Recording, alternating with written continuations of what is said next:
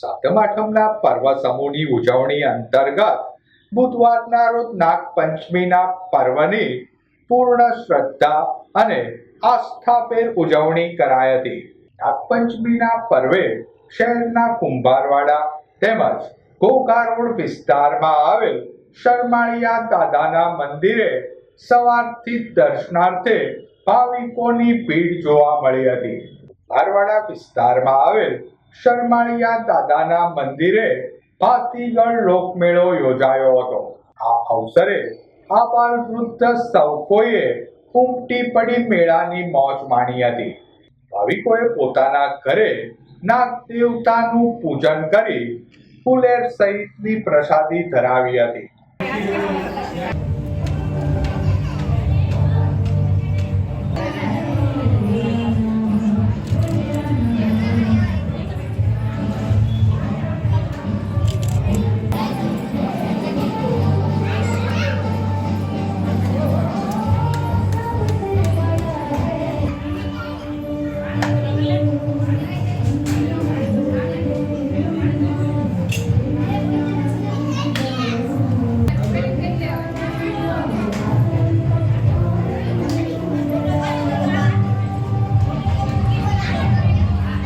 એકસો ને 12 વર્ષ પૂરા થયા છે।